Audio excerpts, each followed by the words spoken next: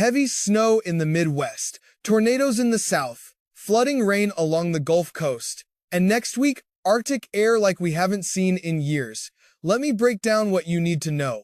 I'm dividing this forecast into 5 sections. Current severe weather threat, snow and winter weather, flooding concerns, the Arctic blast coming next week, and specific actions you should take today. Right now, as I'm recording this, we have active weather across multiple states. Rain is falling from Ohio down through Louisiana. Storms are developing along the Gulf Coast, and snow is dumping across the high plains. This is a large, complex system affecting half the country. The Storm Prediction Center has issued a slight risk of severe weather from central Alabama back to southeast Texas. New Orleans is in this zone. Jackson, Mississippi is in this zone. The area north of Houston is in this zone. The marginal risk extends from Kentucky down to Houston. What does slight risk mean? It means conditions are favorable for scattered severe thunderstorms, not an outbreak, not widespread devastation, but enough threat that you need to pay attention. Tornadoes are possible. Damaging winds are likely. Large hail is on the table. The timing matters. Morning hours, the threat is lower. We have too much rain, too much cloud cover, keeping things relatively stable. But after lunch, approximately 1 to 2 in the afternoon, the atmosphere destabilizes. Instability builds along the coast. The low-level jet increases. Storms gain the ability to rotate. Peak tornado threat runs from 3 this afternoon until 7 this evening. That's a 4-hour window where the risk is highest. But the overall threat window extends from 1 this afternoon until midnight tonight, 11 hours total. After 10 tonight, the risk decreases for inland areas like central Alabama and central Mississippi. But near the coast, particularly around New Orleans, the threat persists into the overnight hours. A line of thunderstorms will develop. Tornadoes remain possible, though the risk is lower than during the afternoon. 2 geographic areas need the most attention. First, the immediate Gulf Coast from New Orleans through southern Alabama and southern Mississippi. Supercells will form near the coast this afternoon and track inland. These are the storms capable of producing tornadoes, large hail, and damaging winds. Second, the region north of Houston, extending into far east Texas and western Louisiana. Storms will initially be elevated, meaning they're up in the atmosphere, disconnected from the surface. But as the afternoon progresses, they become surface-based. That's when they can produce tornadoes. Let me explain the meteorology briefly. We have good wind shear across the deep south. Wind shear is the change in wind speed and direction with height. It's what allows storms to rotate. We also have moisture streaming northward from the Gulf of Mexico. That provides the fuel for thunderstorms. What we don't have is a perfect synoptic setup. The surface low-pressure system isn't ideally positioned. There's too much existing convection, making the environment messy. That's why this is a slight risk, not a moderate or high risk. But here's the thing.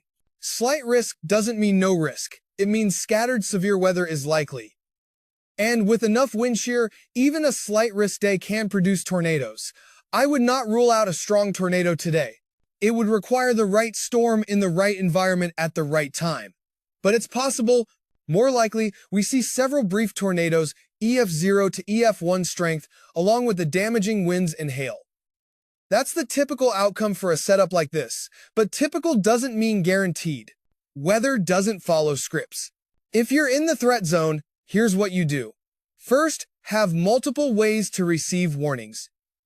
Weather radio is the gold standard. It works when the power's out, when your internet's down, when your phone's dead. Every household in tornado country should have one. They cost $30. Second, know your safe place. Interior room, lowest floor, no windows. Bathroom, closet, hallway. If you have a basement, that's ideal. Put a flashlight in that space right now. Put shoes there. If a warning comes at 2 in the morning, you don't want to be searching for shoes in the dark. Third, charge your phone, keep it on, have a backup battery if possible, download a good radar app. I'm not going to recommend specific ones, but there are several that show real-time radar and warnings. Fourth, if you have small children, practice your tornado drill. Make it a game so they don't get scared, but make sure they know what to do. If you have pets, know where their carriers are. Have leashes accessible. Don't leave pets outside during a tornado threat. Fifth, if you're elderly or have elderly neighbors, make sure they can hear warnings. Hearing loss is common in older adults. A weather radio with a flashing light can help. Check on your neighbors today. Make sure they have a plan. Now, tomorrow. Saturday. The severe weather threat continues but shifts eastward. The Storm Prediction Center has a marginal risk from southern Virginia back to New Orleans and the Florida Panhandle. This is a lower threat level than today.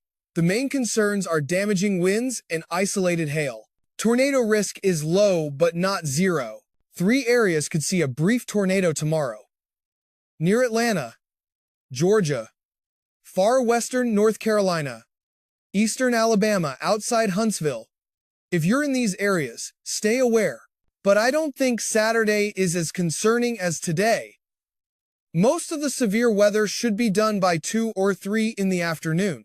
Rainfall and flooding. This system is a rainmaker. Northern Georgia back to New Orleans, we're looking at 2 to 5 inches widespread. Isolated locations could see 6 to 8 inches. Central Mississippi and southern Alabama are in the bullseye for the heaviest rain. 3 to 5 inches widespread, localized amounts up to 7 inches. Many of these areas have been in a drought. Cotton fields in Mississippi have been dry. Pastures in Alabama have been brown. This rain helps. But when you get 3 inches in 2 hours, that's more water than the ground can absorb. Flash flooding becomes a concern. Urban areas are particularly vulnerable. New Orleans, Jackson, Mobile, these cities have storm drain systems designed for a certain capacity. When you exceed that capacity, water backs up. Streets flood. Underpasses become impassable. Low water crossings in rural areas are dangerous. A dry creek bed can become a raging torrent in minutes. Never drive through standing water. You can't judge the depth by looking. You don't know if the road surface underneath is washed away. Turn around, don't drown. That phrase saves lives every year. For those near rivers and streams, monitor levels. The National Weather Service issues flood warnings for rivers. If you're in a flood-prone area, consider moving valuables to higher ground today. Don't wait until water is at your door. Snow and winter weather. The high plains are getting hammered right now. Oklahoma and Texas panhandles, southwestern Kansas, southeastern Colorado. Heavy snow is falling. The Oklahoma and Texas panhandles could see over 6 inches. Parts of southeastern Colorado could approach 12 inches, especially in the mountains. That snow is moving northeast. Tonight, Kansas City sees snow. By Saturday morning, it reaches Chicago, Milwaukee, northern Indiana, and Michigan. This continues through Saturday evening before pushing into Canada and the Northeast on Sunday morning. Accumulation forecasts for the Midwest are relatively modest.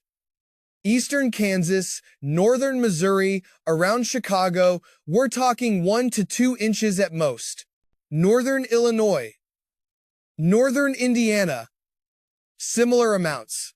This isn't going to be a crippling snowstorm for these areas, but modest accumulations can still cause problems. Snow squalls can reduce visibility to near zero instantly. You're driving along, visibility is fine, then you enter a snow squall and you can't see the hood of your car. That's when pileups happen.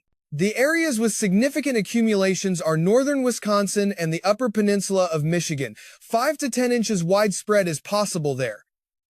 If you're in those areas, prepare for a legitimate winter storm. Stock up on supplies today if you haven't already. Winter driving tips. Since many of you are experienced drivers, but everyone benefits from reminders. Slow down. That seems obvious, but speed is the #1 factor in snow-related accidents. Give yourself triple the normal following distance. Black ice is invisible. It forms on bridges and overpasses first. Slow down before you reach them, not after you're on them. If you start to slide, don't slam the brakes. That makes it worse. Take your foot off the gas, steer in the direction you want to go, and let the car slow naturally. If you have anti-lock brakes, apply steady pressure. If you don't, pump the brakes gently. Keep emergency supplies in your vehicle. This is basic winter preparedness, but people forget. Blanket, water, non-perishable snacks, flashlight, first aid kit, phone charger. If you get stuck, those supplies keep you alive until help arrives. Stay with your vehicle if you get stuck. Don't try to walk for help in a snowstorm. People die from exposure that way every year. Run the engine periodically for heat, but crack a window to prevent carbon monoxide poisoning. Make yourself visible by tying a bright cloth to your antenna. Shoveling snow. Take breaks. Don't try to clear the whole driveway in one go. Heavy, wet snow is particularly dangerous. It causes heart attacks. If you're over 65, if you have any cardiac history, hire someone. Seriously, it's not worth your life. If you're clearing snow from a roof, be extremely careful. People fall off roofs every winter. If you're not comfortable doing it, hire a professional. And never shovel snow onto a lower roof. The weight can cause collapse. After this storm clears Sunday night, we get a brief respite. Monday should be relatively calm. But by midweek, around January 14th and 15th, the pattern changes dramatically.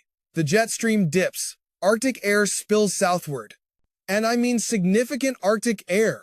We're looking at temperatures 20 to 25 degrees below normal by Thursday and Friday next week, maybe more in some locations. This isn't just a cold snap for the north.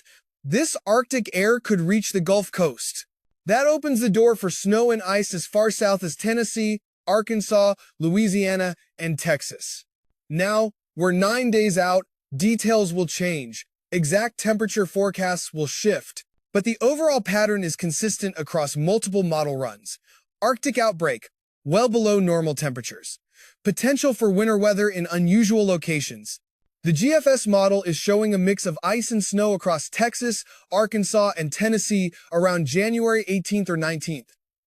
The European model is less aggressive but still shows very cold air. These aren't fringe scenarios. This is a legitimate pattern shift. Ice storms are possible across the southern United States. You remember what happened to Texas a few years ago, the ice storm that paralyzed the state. Power outages, burst pipes, people freezing in their homes. This is the time of year when those events occur. I'm not predicting that exact scenario will repeat. But the pattern supports significant winter weather in areas that don't usually see it.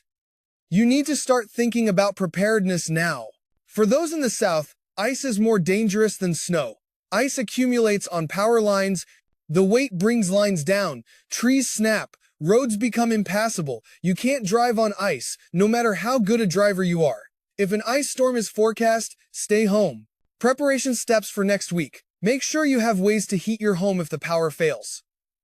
Fireplace, wood stove, propane heater with proper ventilation, carbon monoxide detector with fresh batteries, extra blankets. Warm clothes. Stock up on non-perishable food. If the power goes out, your refrigerator stops working.